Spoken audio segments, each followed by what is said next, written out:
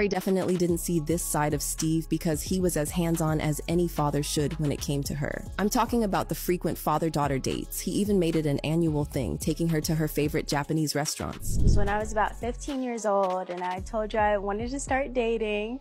So you took me on one of our annual father-daughter dates to my favorite Japanese restaurant.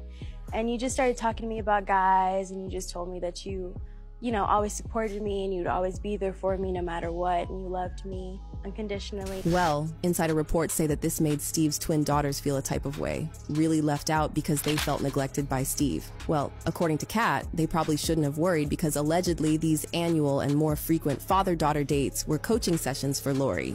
Steve was allegedly teaching Lori how to get a man and keep him for yourself, but he didn't exactly have her best interest in mind. He was allegedly doing this so he could sell her out to the biggest and baddest in the industry for clout and fame. Now, the reason Lori is famous is because of the Harvey name. In fact, you probably wouldn't know who she was without the Harvey name. And according to Katt, this was all strategic on Steve's part. And it is obvious because if you think about it, she has way too many dating opportunities than anyone in the family, especially since she was the only one he took on these dates. Yeah, it's kind of sus. That's not all though. Allegedly, the reason why Steve invested so much in her and took her on these alleged grooming sessions is because he realized that she has always had a thing for it. And it just helped that she is very beautiful and men are naturally attracted to her. He was very smart about it for sure, and he did everything to milk it. Now, this whole thing even caused a sibling rivalry between his daughters and Lori because they felt left out. There were even rumors that there was tension between the children and Lori, especially since she got all the attention. Nobody is saying he did wrong by adopting Lori and her siblings. What's bad is that he neglects the rest of them. We would be jealous in that situation too.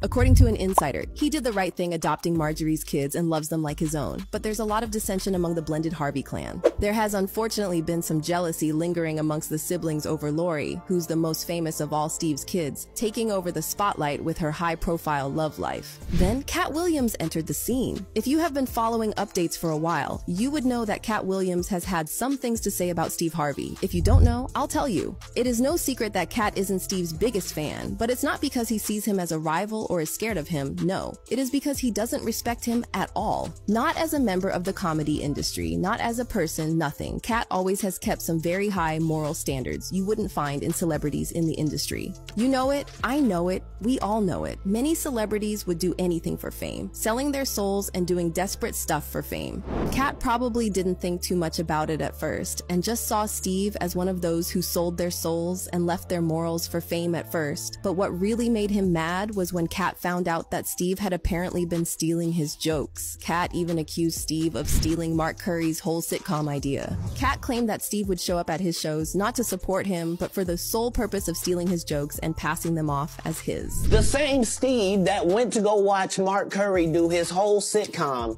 and then stole everything Mark Curry had. Now Steve got a sitcom where he the principal and he wear a suit and then he gets this high top fade, making all black men think he got the best lineup in the business. And it's a man unit.